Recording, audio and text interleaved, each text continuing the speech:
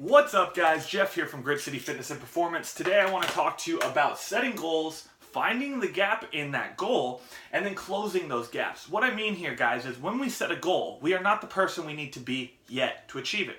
Otherwise, if we were already that person, we already had the skills, we already had the capacity, we were already on the right track, we would already be there. Now, what we need to realize is that setting a goal is one piece of this, but finding what's missing, the gap between it, is the key piece in actually achieving it.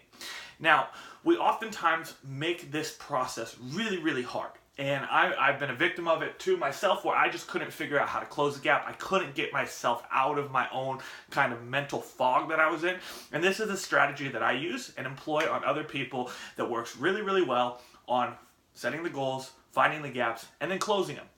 So I'm going to use 4 different goals that I've been working with people on over the course of the last year that have been really hot, and we're going to break them down so we can solve them. And this is going to be a hands-on process so you guys actually see how we go about this. But first off, we need to have 2 key things, and that is 1, a goal, 2, timeline. Now, when I say timeline just means that you have an end date in mind, okay? You have a set time in which this goal needs to be fulfilled in. The reason that this must happen is because if you just say a goal, hey, I want to lose 20 pounds. Well, there's a law, the Parkinson's law, and it's not the disease Parkinson, but Parkinson's law states that you will fill the time that you have available for however much time it is, right? So what this means is that if I say, oh, I've got 2 hours to finish this project, I will get the project done in 2 hours. But then if I say, oh, I got this project and it's due in 2 weeks, guess what? It's going to take me 2 weeks to do it. The problem here is that we will expand the work efforts or expand how long it takes to fill the time gap that you have. So one key thing in achievement of goals is first setting a timeline, setting a time in which you want to hit it, but also setting a timeline that puts you a little bit more under pressure. That timeline of under pressure moves you forward and faster because now you have an end date. So a good way to look at this, guys, is I'm sure at some point in your life, maybe it was back when you were in school, maybe it's when you're currently working, you said, hey, I'm going on a vacation. And that vacation is in 3-4 weeks. And you've got XYZ projects that must get done. Then all of a sudden you're like, oh shit, now I've got to get this stuff done before I go on vacation because they need to have it turned in. Okay, so maybe it was homework, maybe it's work. But at that point, you've pushed it off, and then all of a sudden you just crank shit out the last 2 days or three days or even the last week. And all of a sudden you're like, holy shit, how did I achieve so much? How did I get so much work done? Well, it's for 2 reasons. You set a goal, and you had a timeline that it must be done by. Otherwise, had it been another week, 2 weeks, guess what? You would have put it off. So that is the key to the first 2 things that you must do. Find the goal, set the timeline, okay? So from there, we must find the gaps. Finding the gaps becomes easy when we really are truly honest with ourselves. Where are you at now, and where do you want to go? Because what ends up happening, guys, is we're not typically truthful about where we're at. What I want you to imagine here is that we have a big map, okay? And that big map is like, let's say you're at the mall, okay? At the mall, they have a big map of the whole shopping center. And you know that you're in the mall. You just don't know where you're at in the mall. So you're looking at this sign trying to figure out like, okay, well, I know I'm in the mall and I want to go to Apple Store.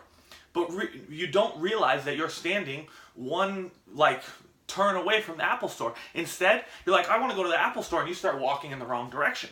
That's because you're not truthful about where you are. Now imagine when you're truthful, it's like that same map, but when they have the red arrow that points, it says, you are here, right? Now when it says you are here, you get to have a perspective of where you're at in relation to where you want to go. So the truth of where you're currently at must be completely honest, okay? That's the key, guys, is that if you're not honest about where you're at, you're going to have the map without the pointer. When you're honest, you have the map with the pointer that now allows you to make life easier. So to find the gap, we must have our 2 points, where you want to go and where you truly are. From there, we need to close the gaps. And closing the gaps just comes down to figuring out what steps, stages, or processes, or things you must do, become, or the person you must become, and the things you must do to be able to get there, okay? So I'm going to use 4 ideas for this process. I'm going to write them down first, and then we're going to go and dissect each one. First is weight loss. And let's just say 15 pounds. Second is going to be a marathon. Third is going to be a, let's just say, figure show. And the last one is going to be save 5K. Okay, so there's quite a difference in each one of these, and that's why they're going to be very fun to work through, because each one is its own kind of different experience and goal and gap. So first, let's go through the weight loss process. Let's say I want to lose 15 pounds, and I want to lose it by, let's just say I want to lose it in 12 weeks.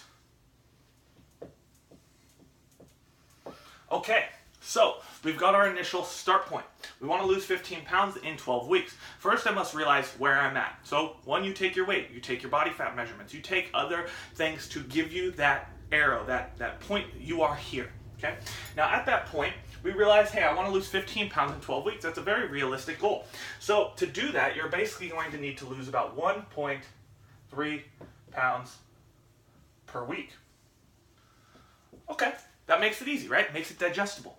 Now, I like to work in weeks. The reason I like to work in weeks is because instead of having this monstrous goal, say 15 pounds, I focus week to week to week. So what that means is all I have to do is focus on the 1.3 pounds per week. And if I can do that this week, guess what? Next week, I do the same things. Now, if this week doesn't work, I change what I did. But this is where we go into the next step. Now, the next question becomes, to do 1.3 pounds, what must I do? Who must I become? What things must I change? Or what must I do differently to make that a reality? Okay? Now, this is the hardest question for most people because they don't ask it. If you don't ask good questions, you won't get good answers, right? So it's very important that you ask correct questions to get correct answers. A good way to understand this is there's 2 different ways of asking a negative style question. First off, let's say you're struggling to achieve something. I could say, why is this so hard for me? Well, guess what? All I'm going to do is find the reasons that it's hard, okay? So guess what? At the end of this, I get nothing or no benefit from it because I'm asking the wrong question. Why is this hard? Well, because I have this reason and this reason, this reason. Better variation of this question is, how can I make this better? The same problem, but one is asking why I don't do it right. The second one is asking how can I do it better. That how can I do it better then give me positive answers of how to make the shifts. So we must say, how can I do, or how can I realistically lose 1.3 pounds? What must I change? What must I become? What must I learn, right? One of these is very important. What must I learn? Most of us stopped learning at the time that we graduate high school or college, depending on the level.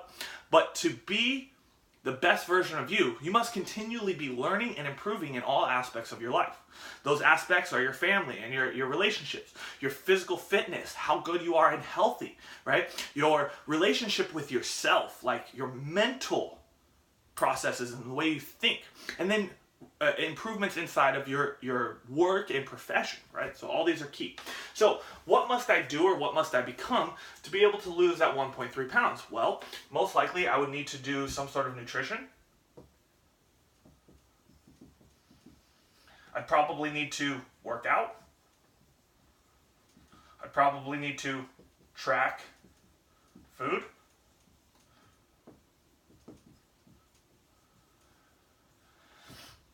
And fourth would probably be I need to recover. Okay, so we've got our baseline.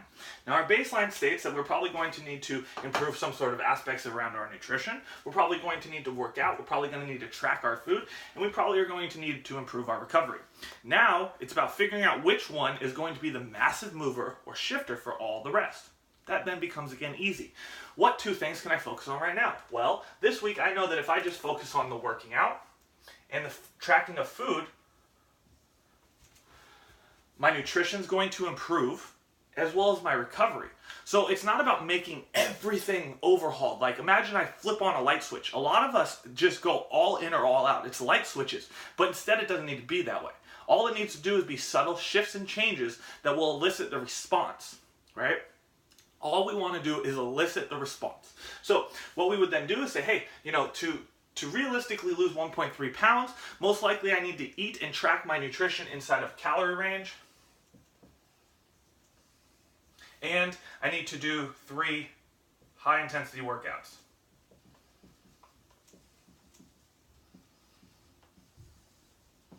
All right, so we've got our core thing that we need to focus on. Eating and tracking inside of our calorie range, and then 3 high intensity workouts. When we do that correctly, we most likely will get that 1.3 pounds. Now, after the first week of this, we assess, did this work or did this not? So did making the calorie adjustments and tracking your food, as well as adding the 3 workouts, give you the response you wanted? Yes? Good, keep doing it, okay? That's it. And you keep doing these things that's working, the simple step that's working, until it no longer works anymore. Then you add something else. You add another component. You add maybe another workout.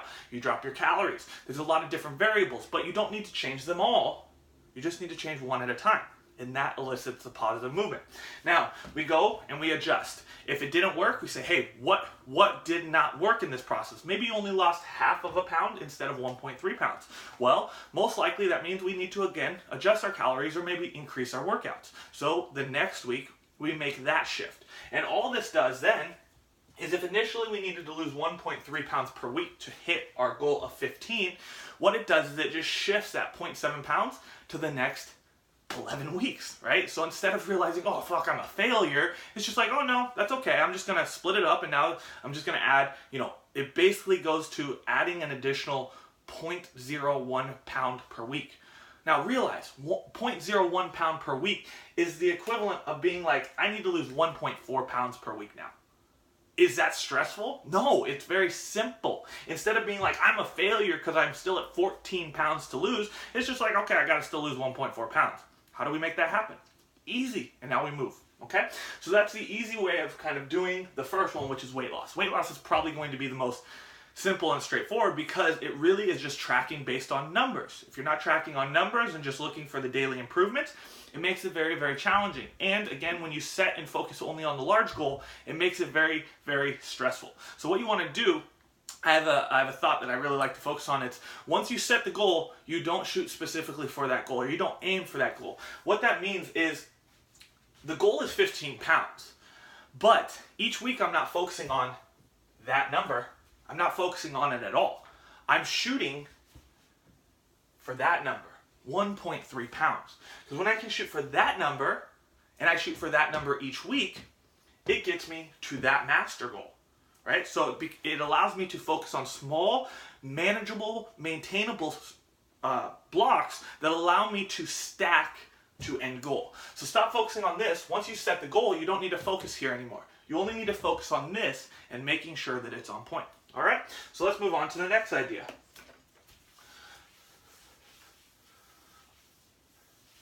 Now the next idea is a marathon.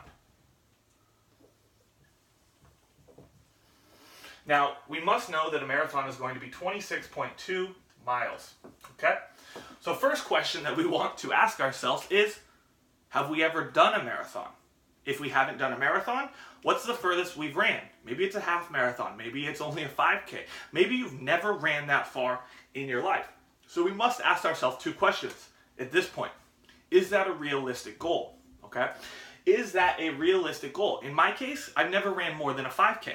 So that means for me to say, I want to run a marathon and I want to run it in 12 weeks, well, I'm probably jumping the gun a little bit because realistically that's going to probably thrash me inside of the training to lead up to it. So maybe a better goal would be to cut it in half and do a half marathon.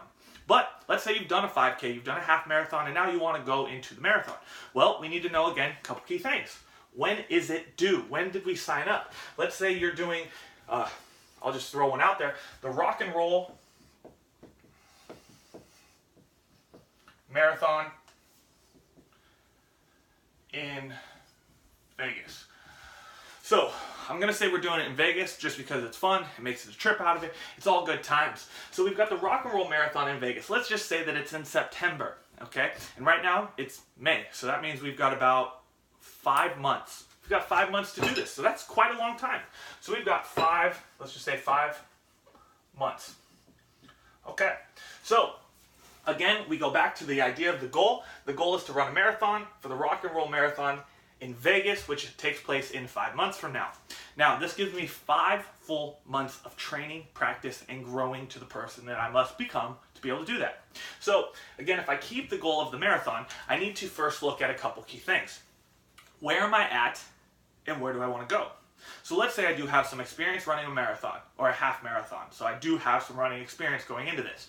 And I need to be running this in 5 months. Now, first off, that's quite a long time if I've already been running marathons. So what it is about is setting a goal inside of the goal. One, the goal of running a marathon and just completing it can be done at any point in time, right? You don't need to go to Rock and Roll Marathon to run it. You can run a marathon at home. However, if you say, hey, I want to run the Rock and Roll Marathon and complete it in, let's just say, under 4.5 hours, that then makes the goal tangible, makes it an actionable goal that you get to work towards, okay? So first, we would then need to say, hey, where are we with our running? Maybe that is just, I've ran 12 miles. Or maybe it's, I run 12 miles in 3 hours, whatever. So, then we need to know a couple things. How do we work backwards to make this attainable? Well, first off, we need to see how long it takes to run.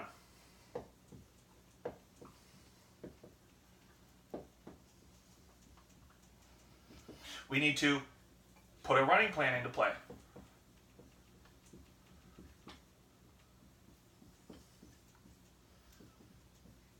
Now, when I say put a running plan in play, that's not just, hey, I'm going to wake up today and go run 12 miles and I'm going to do that continually. No.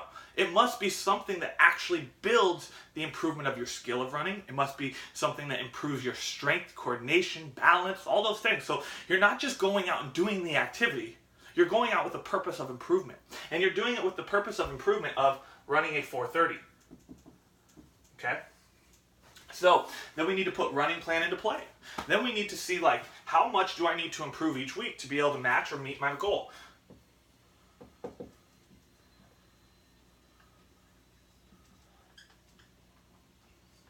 And if you remember the weight loss, the improvement markers are much like that 1.3 pounds. How much do I need to get better? Where do I need to get my time at? Or how am I going to validate my improvement towards this goal? So maybe it's like week 1, I need to run a 5K in under XYZ time. Week 3, I need to perform a 5 mile, not a 5K, 5 mile in XYZ time. In week 6, I need to be able to perform 7 or 8K in a little bit less time. Okay, so adding improvements and laddering. Now from here, we again just work backwards and continue to chip these away by improving each plan or process and making sure that each week, or in this case, this is a longer phase, 5 months, we look and make sure that we're improving. And again, if it's not improving, we then make the correct adjustments to make the plan work to hit the goal. But we must again have many bite-sized pieces of this so that way it makes it attainable, and we only have to move 1 step forward to see success versus having to move 15, 20 steps forward and feeling like a failure when we only do 1. Okay? We want to win these games. Okay? So I'm going to move on from this one. Now, next one here, guys, is going to be, we're going to say figure show, but figure show just means like bodybuilding, bikini, figure, whatever. And we say we have a figure show. And again, let's say it's in 12 weeks. Figure shows are very specific because, one, you need to be low in body fat and you need to be low in your weight. You also need to make sure that you have enough muscle tone to look good for whatever specific category you're in. So first off, we need to figure out where we're at. So figure show. If we know that in a figure show, on average, the individual is about, let's just say for females, because Serena does figure shows, I have a little bit better numbers. She's about 14% body fat. Based on their height, is where they kind of go category-wise, but weight I'm not going to use as an indicator. I'm going to use body fat, and then making sure that they have enough muscle. So, key things here is that we want to make sure that we're going down to 14% body fat, and we want to make sure that we're training to elicit enough muscle. Now, what we do is, we've got 12 weeks. We've got week 1, and we've got that gap. Now we want to fill the gap. So we know that we need to be training in some sort of form or fashion that's going to elicit a positive response in muscle gain. We need to make sure that we're eating or dieting at some point in this to lose 14%. But first, we need to figure out where we're at. So, week 1, I'm figuring out exactly where I'm at. What's my body fat at currently? 28%. What's my weight at? Maybe let's say 160. How much muscle do I have? Let's just say it's 50% of my body. Okay, so we have a couple key indicators. Now what we need to do is realize, hey, I need to be to 14% in 12 weeks. Well, that means I've got to drop 14% in 12 weeks, okay, because I'm currently at 28 and I'm currently at, I need to get to 14%. Now also doing just a little bit of math, this isn't something necessarily you need to do and I'm not going to do it, but I would also say, hey, you know, if I was down at 14%, what would be my end body weight? This just helps me give a couple other numbers to validate my movements. Now sometimes the weight is not an indicator in this category because sometimes it's just you have to get leaner. Okay, so let's say we have to lose 14%, which again is a nice easy number of just 1.1 pounds or percent per week. Okay, so if we understand that we need to lose 1.1 pounds or percent of body fat per week to get to our end goal of 14%, how do we make that happen? Well, we look again back. What's going to elicit the body fat response that we want? Well, again, it's probably going to be some form of nutrition, cardio, training. Those are the 3 core components. So then what I would then look at is, hey, what am I currently doing for my nutrition that's leading me to be where I'm at? And what do I need to do to change it to get to here? That might be dropping my calories by 100 calories per week. Cardio, where am I at now and where do I need to go? What's going to help me elicit the response? Now, that doesn't mean I go ham first week. That means I gradually build into it. So in case of Serena, when she does her prep, it's like she might do 15 minutes of cardio week 1. Week 2, she's doing 20. Week 3, she's going back to 15 but increases the intensity. Week 4, she's doing a little bit more. Maybe she's doing high intensity for 20 minutes now. Week 5, she's doing XYZ, okay? Then the same thing for training. How far can we train until we have, you know, our end goal of muscle tone? So maybe we say, hey, we can train realistically up to the 8-week mark for heavy strength training, and then we have our massive cut the last 4 weeks. Okay. Now when we do this outline, we know that, hey, to get to my goal, I need to realistically lose 1.1% of my body fat per week. Or I can push it towards the end and then do a little bit more rapid weight loss. However, we're not going to use that approach. So we want to focus on our nutrition, our cardio, and our training. What must I do each week to move myself closer to that goal? So it's going to be track and deficit. It's going to be, you know, baseline 15 minutes, and it's going to be 4 to 5 workouts. Now we know that if we do these things, if I simply track my nutrition and make sure I have a deficit compared to what I need to do to maintain here, I'll probably lose body fat, which will also lose weight. And if I do some cardio, about 15 minutes 3 to 4 times a week, I'm going to have a surplus of calories, calorie loss, which is going to help me again drop the body fat and drop the weight. And if I train 4 to 5 times per week, I'm going to be eliciting the muscle response that I need to improve my gains while also dropping body fat and letting myself have enough time to recover. Now again, just like everything else, we go week by week by week. Did this work this week? Am I on track? Am I not on track? What do I need to change? Okay, week 2, everything is going well. Sweet, keep moving forward the exact same way. Week 5, you have a little stagnation. Okay, let's make an adjustment. We make an adjustment week to week. Versus, again, looking at it as one massive thing. Again, we never want to shoot specifically for the goal. We want to shoot for the weekly and maintainable and manageable goals. Now, again, we just do a short course correction where we adjust what we are doing to make it happen. Okay? And last and final one, guys.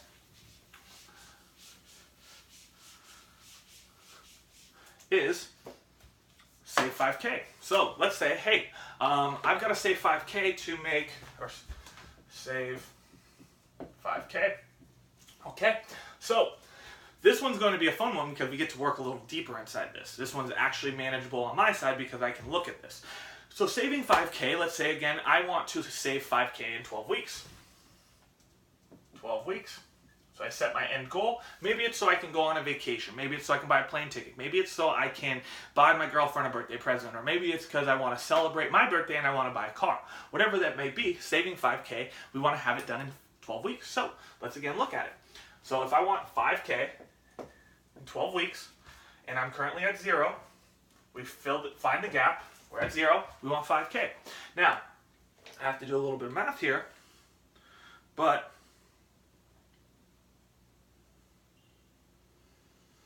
$5,000 divided by 12 is going to be a goal of $417 per week. Now, from that, we would just drop it down again, because managing this kind of number is very, very specific. So we drop it down and see what we need to save per day. So to save $417 per week, I would need to save $59 per day. Now, what we then look at is, how do I make $59 per day happen? Well, is it adjusting how I spend my money? Is it like maybe not going out to eat? Maybe it's avoiding coffees. Maybe it's having a auto deposit every day from your bank account. Maybe it's you have a different strategy of saving, right? So you'd figure out, hey, I need $59 per day. How do I make that happen? Small goals. Well, let's say it's I have $6 from Starbucks. It's $15 from not eating out. Maybe it's you don't go, you eat at home 3 nights a week. Maybe it's you carpool to save, in my case, I spend $50 a week on gas, so maybe I do that and I save that, right? So now all of a sudden we can start looking like, oh crap, so if I eat out, let's say I eat out 5 days a week. Well, 5 days a week on average, that's $50 per day. $50 per day over 5 is $250. So if I avoid 3 nights out, that's minusing $150 off that. Well, guess what? I've just added $150 to my weekly budget. Plus, I have $15 per day, 5 days a week. That's going to be 15 times 5, 15, 30. So that's just 90. But that's okay. And then we've got $6 a day for Starbucks. Let's say you do that every day. That's another $42. Or maybe a little bit more. Well, right now, we've got 280 of our dollars that we need. Okay. So now we can see, okay, we're a little bit far off from our goal. Maybe we need to adjust the goal a little bit or figure out more ways of taking out funds. Now again, all we have to do is look on a week-to-week basis. Did I hit the goal of $417? If I did, keep doing what you're doing. That's the easiest way. If you didn't, where did you spend excess money? Or do we need to change the goal? Sometimes doing a small goal change is not a bad thing. It's making it realistic. Because the problem is, again, if I continue to shoot at an unattainable goal, I'm always going to feel like a failure. So if I can do a course correction and say, hey, saving 5K is unrealistic. In 12 weeks, maybe if I give myself 16 weeks, it'll be possible. But let's change it to just the 4K. All right, 4K now. Then I get to do a little bit of adjustment and realize, hey, now all of a sudden I'm actually able to hit that 4K. And guess what? At a certain point, you now can leverage some of that money again a different way. So maybe at week 7, over here, you realize, hey, I've got $2,500 saved up for my 4K now. Now what could I do with $2,500 that will leverage it to move forward? Maybe it's like, hey, your friend says invest in a stock market, or buy something on eBay and resell it. Or maybe it's just simply put it in a savings account that actually gives you some interest on the money, right? So there's a lot of ways to look at this and problem solve as you move forward. But what we don't want to do again is look at it like, okay, I've got to save $417 or 5K. I got to cut out everything, because that's not what we need to do. We just need to take small steps. And we need to focus on one small goal each week and win that goal. Each week we just stack it up. And then it just moves forward and moves forward and moves forward. And that's how we achieve our goals, by closing the gaps that we find from setting our goals. Now again, realize that we don't want to specifically be focusing on the goal itself. The goal here would be the 5K. We don't want to specifically focus on that once we set it. We want to shoot towards it. or around it, because we're trying to hit other goals that build us to the person we want to be. Now, the other way to think about this, guys, is if you've ever seen a flight, like I've flown across the country a couple times, I've flown to Australia, I've flown to Europe, and when you watch the flight plan, you're like, why are they flying way over, like when we went to Europe, when we went to Italy, they flew up and over, like onto like Alaska, not Alaska, but like Greenland and other areas up and around.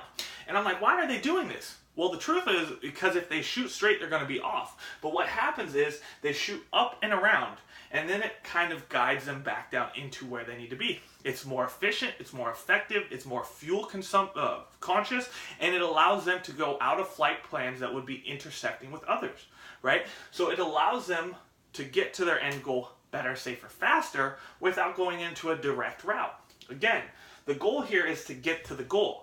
But we want to make bite-sized chunks so we feel successful. Because just like little children, the more success we feel, the more momentum we're going to build. The more confidence that we're going to have for ourselves, and the more security that we have for ourselves to be able to achieve XYZ goal. So that's a simple process. I know we've talked for about half an hour here, but this is very, very important for you, because to get to what you want to do, or get to the goals that you have, you must have a process and a plan in play. Otherwise, you're guessing. And if you're guessing, good luck, because it's not going to happen. You have to have intention and intent behind everything you do to move you from where you want to be, or where you are, to where you want to be. And you must be 100% honest and transparent to know exactly where you are starting at, so that way you can get to the end goal. Otherwise, it's just like the mall map without the "You Are Here" button. If you don't have that button, you don't know where you are. But if you have that little button, that little arrow, it gives you the exact pinpoint of where you are, so you can make the correct adjustments, turns, and movements forward to go to your end outcome.